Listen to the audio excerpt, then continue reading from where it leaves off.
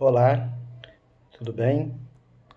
Sejam bem-vindos ao canal Viver Bem por meio do autoconhecimento. Na semana passada, nós tratamos sobre o cansaço. Partilhamos com vocês como o cansaço tem afetado o nosso corpo, a nossa mente, né? E além disso, sugerimos como seria possível amenizar os efeitos desses cansaços sobre a nossa vida. Hoje vamos tratar de um assunto que deriva, em parte, né, dessa, dessa demanda do cansaço. Eu estou falando da ansiedade.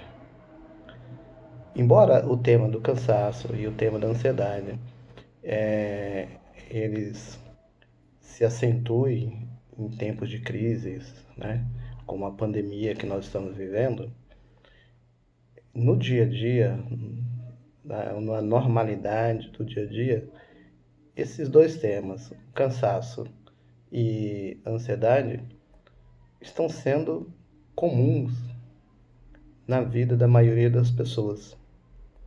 Ou seja, não é um tema específico em tempos em crise. É um tema recorrente da nossa sociedade, pois estamos cada vez mais tentando alcançar determinados objetivos na vida e muitas vezes esses objetivos que nós estamos buscando, ele tem nos levado a essas situações de cansaço e de ansiedade.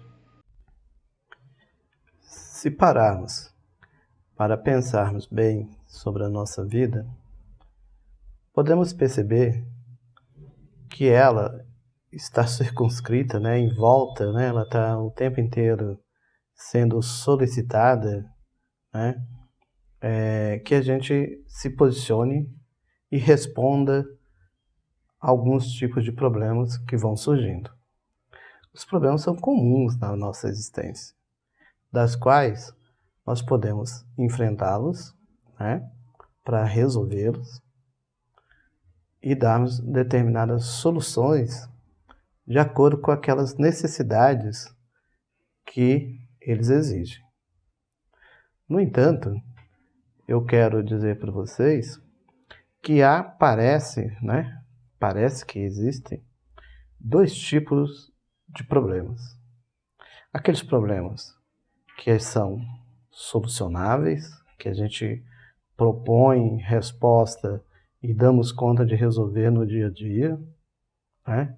E para isso, e em função disso, nós organizamos a nossa vida.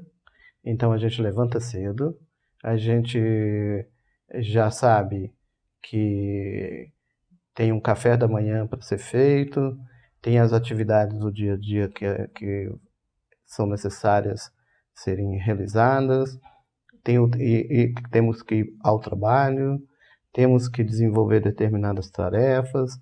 Então nós vamos fazendo assim, nós vamos organizando a nossa vida em função dessas necessidades. Vamos dizer mais ainda, a nossa vida está sendo organizada em função daquelas necessidades que nós criamos, que decorrem dos papéis sociais que nós exercemos na sociedade. Então, eu tenho o meu papel, por exemplo, de professor. Enquanto papel de professor, eu tenho que realizar aquela atividade de professor. Eu tenho o papel de terapeuta, eu tenho aquela função de realizar aquela função de terapeuta. Ou seja, cada função que eu desenvolvo, eu vou construindo esse meu modo de agir na sociedade. E em função disso, né, dessa construção, eu organizo o meu tempo, eu organizo a minha vida. Então, eu quero dizer para vocês, diante desse primeiro tipo de problema que estamos apresentando, que eu estou apresentando a vocês, nós vamos organizando a nossa vida o nosso tempo, a nossa existência, para tentar dar uma resposta a esses problemas que vão existindo e que nós vamos o tempo inteiro sendo solicitados.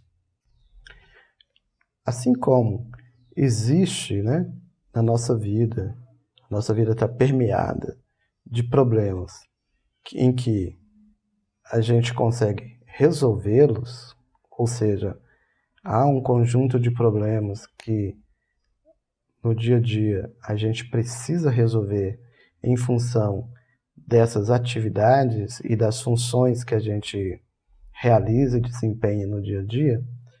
Por outro lado, parece que há um outro conjunto de problemas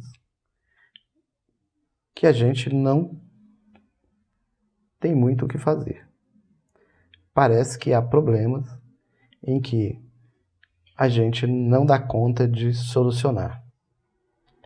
Dentre esses problemas, a gente pode citar, por exemplo, quando num relacionamento a gente desenvolve um projeto, desenvolve ações em que a gente tente realizar, né, o desejo de uma outra pessoa e essa pessoa ela não nos reconhece, né, ou não reconhece aquela ação como sendo uma ação que ela necessitava, a gente tende a fazer o quê?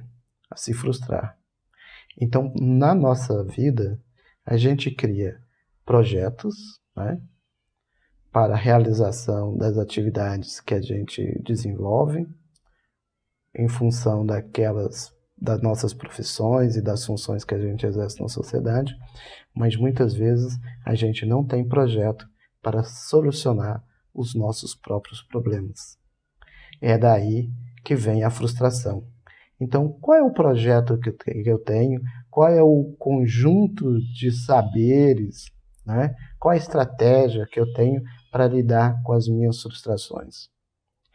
E, normalmente, no campo das frustrações, o que pode ocorrer? Pode ocorrer que eu simplesmente acredite que é o tempo que vai dar solução para isso. Como eu não tenho recursos próprios, eu não tenho recursos internos suficientes para lidar com as frustrações, eu jogo isso para o tempo. E o tempo fica sendo o senhor das soluções dos problemas das quais eu não tenho recursos internos para resolvê-los. No entanto, essa é uma grande cilada que a gente cai. Por que essa é uma grande cilada? Porque se eu não resolvo esses problemas, se eu não resolvo essas minhas frustrações, esses problemas tendem a se agravarem cada vez mais, tendem a aumentarem. Elas tendem, muitas vezes, confundir. A nossa mente pode confundir e, ao mesmo tempo, a nossa mente pode fundir o que é um problema da ordem da minha função com um problema pessoal existencial. A frustração é um problema pessoal existencial meu, não é da ordem da minha função que eu desenvolvo. E, portanto, muitas vezes eu vou tentando achar que resolvendo determinados problemas sociais, problemas das minhas funções sociais que eu desempenho, isso vai solucionar as minhas frustrações. Esse é o grande problema, é o grande dilema que eu posso cair na minha existência. Com o passar do tempo, quando eu não consigo resolver determinados problemas que são próprios, né, das funções, das necessidades do dia a dia que eu preciso desenvolver, em função das minhas frustrações, quando eu não consigo resolver os problemas em função das minhas frustrações, o que vai acontecer? A minha mente começa a fundir esses dois tipos de problemas. E com isso, eu preciso fazer o quê? Eu preciso parar para pensar de como desarticular essa armadilha que a própria mente está criando para mim mesmo. Caso eu não consiga, o que eu vou fazer? Eu vou me empenhar ou vou me dedicar muito mais as atividades que são passíveis de serem resolvidas, ou seja, aquelas funções que eu vou desempenhar, função de pai, função de mãe, função de filho, função de empregado, função de chefe. Eu vou me empenhar mais a essas funções e, portanto, tentar ter um desempenho mais favorável e, portanto, deixando de lado de ouvir ou de resolver o problema das minhas frustrações. No entanto, esse empenho que eu vou fazendo vai me levando cada vez mais a trabalhar com mais intensidade, com mais afinco. Isso vai me trazer o quê? Uma sobrecarga de trabalho. Daí que eu disse que a ideia do cansaço, né, essa noção do cansaço mental, ela vai ser desencadeador, por exemplo, da ansiedade. O que é ansiedade? Ansiedade é quando eu estou diante de uma multitarefas, né, de funções e eu tento realizá-las todas e com quase o mesmo empenho. No entanto, quando eu vou fazendo isso, vai me promovendo um determinado cansaço. No entanto, quais são as características básicas, né, que a gente vai aqui agora descrever da ansiedade? A primeira característica básica da ansiedade é que eu não vou me ocupar em resolver os meus problemas pontuais da vida do dia a dia. Eu vou tentar jogar sempre para o futuro, apontando que o futuro é que vai resolver esse meu problema. No caso da frustração, por exemplo, se eu não resolvo agora, o que vai acontecer? Ele vai retornar. Ela vai retornar de algum modo diante de uma situação semelhante àquelas que eu já vivi antes, né? Então a tendência é que a frustração, quando ela não resolvida, ela se instale e vai repetindo. Então o primeiro elemento fundamental aí da ansiedade, né? Só para a gente ter uma noção, um conceito bem assim próximo da etimologia da palavra, a palavra ansiedade, ela deriva, né, dessa noção que é de angústia, de apertamento, né, de sufocamento. A pessoa se sente sufocada. Além da perspectiva da frustração, que constitui a pessoa com ansiedade, a outra é a expectativa.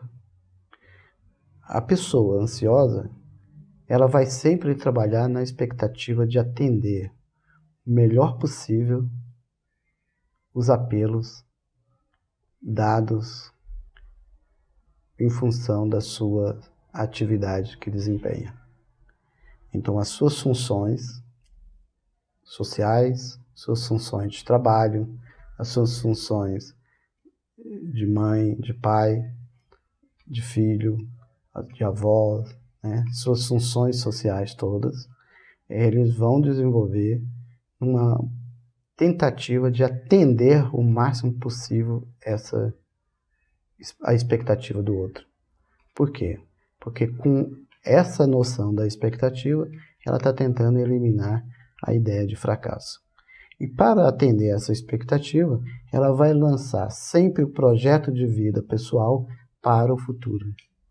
Ou seja, quando eu realizar essa tarefa, quando eu desenvolver isso muito bem, quando o fulano melhorar isso, quando o ciclano fizer aquilo, eu estou sempre jogando para o futuro a minha dinâmica da realização pessoal.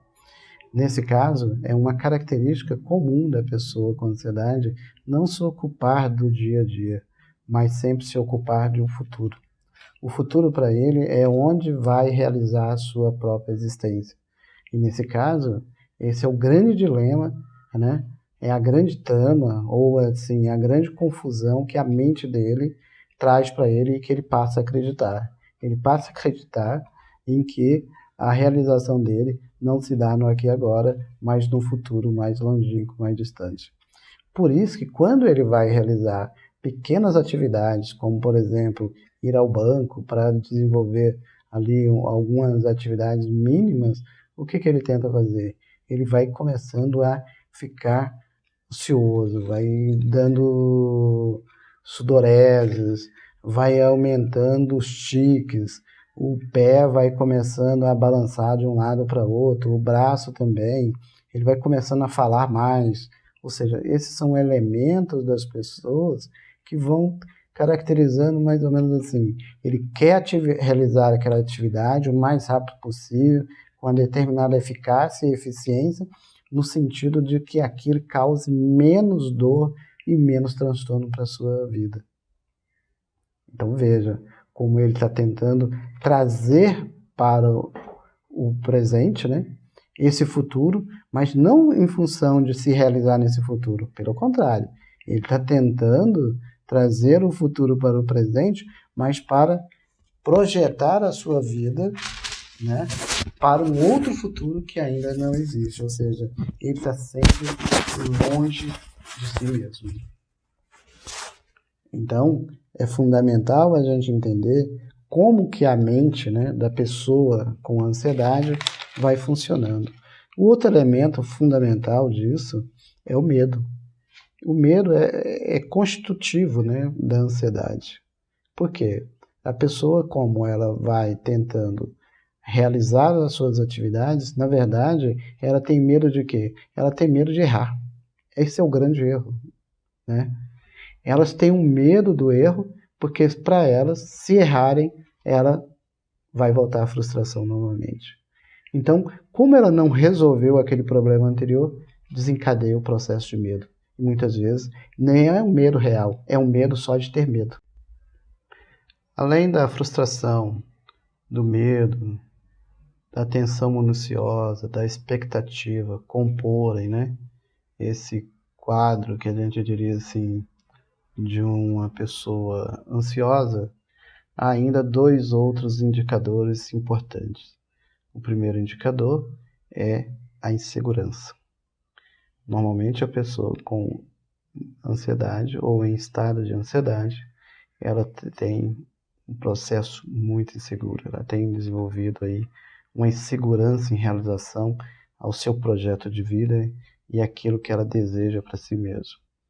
O outro indicador, né, além da insegurança, é um processo de intimidação. Como ela não dá conta de lidar com as próprias frustrações, o próprio fracasso de si mesmo, ela tenta fazer valer o desejo dela a qualquer preço. E, portanto, o modo de fazer valer esse desejo dela a qualquer preço, isso se dá por meio da intimidação. Então, o processo de intimidação é um processo contínuo da pessoa que está em estado de ansiedade. Agora eu queria apontar como que a gente lida, né? Como que a gente ameniza esse processo de ansiedade? Como que a gente consegue conviver com esse processo de ansiedade? Diante do que apresentamos até o momento, então eu gostaria de apresentar para vocês algumas propostas de como lidar com a ansiedade. Lembrando que esse processo de como lidar com a ansiedade é um processo pessoal, comum, cada um vai encontrar o seu modo. Assim como eu encontrei o meu, você pode encontrar o seu. No entanto, quando a gente está num estado em que a ansiedade está muito alta, é necessário, de imediato, procurar um profissional qualificado para isso. Então, isso é fundamental, a procura de um profissional qualificado. Por quê? Nem sempre, nesse processo de ansiedade, a gente aprende a compreender por si mesmo como que a mente da gente criou armadilhas para a gente mesmo. A nossa mente ela é complexa. A nossa mente ela atua de várias formas. Ela cria várias conexões. E, portanto, nem tudo aquilo que o nosso pensamento produz acerca de nós mesmos é tão verdade assim. Então é necessário que a gente muitas vezes tenha um papel crítico frente a si mesmo. E daí é necessário a ajuda do outro para nos conhecermos. Em primeiro lugar, procurar um profissional qualificado. Em segundo, uma dica muito boa, eu acho. A ideia é crie processos com mais objetividade. O que eu chamo de objetividade? Tenta identificar o que eu preciso fazer que não posso deixar de fazer. Então, eu começo então com isso, com esse processo de objetividade, eu começo a distinguir então, quando eu vou desenvolver determinadas ações que estão vinculadas aos meus processos sociais, das minhas funções, eu vou percebendo que essa atividade de pai, de mãe, de trabalhador, de empregado, de chefe, de patrão, né? Essas atividades todas são atividades que diz respeito a funções sociais e não atividade que diz respeito a cuidar de mim mesmo. Então, quando eu estabeleço agora essa separação, eu começo a perceber que eu sou constituído a partir do paradoxo interioridade, exterioridade. Ou seja, eu sou interioridade e exterioridade ao mesmo tempo. E, portanto, nem tudo o que me realiza profissionalmente é o que vai ter condições de me realizar pessoalmente. Então, é fundamental que eu aprenda a lidar comigo mesmo, ou seja, com o meu interior. Por quê? Quando eu começo a fazer isso, quando eu começo a distinguir esses processos de interioridade do processo de exterioridade, eu começo a entender melhor quais são as minhas funções, qual é a minha, como eu vou constituindo a minha própria identidade, como eu vou construindo a minha própria existência e a minha própria pessoa. Então é nesse sentido que é fundamental a gente compreendermos esse processo da ansiedade. Mas para desmontar esse processo é necessário essas duas dicas aí que eu deixo para vocês. Primeira dica, procure um profissional qualificado. Segunda dica, seja objetivo nas suas ações, para você distinguir o que é meramente de uma atividade, de uma função que você desenvolve e o que é meramente seu, daquele desejo mais profundo que te alimenta como pessoa e como ser humano. Diante do que foi apresentado, agora eu gostaria de saber como que você lida com a sua ansiedade. Mais ainda, quando você lida com as suas frustrações. Deixe a sua mensagem aqui embaixo, deixe o seu comentário, aponte para nós, compartilhe com a gente as suas experiências nesse canal. Quero lembrar que, caso você deixe algumas perguntas, nós podemos utilizá-lo para as próximas atividades que nós podemos desenvolver no canal. Muito obrigado.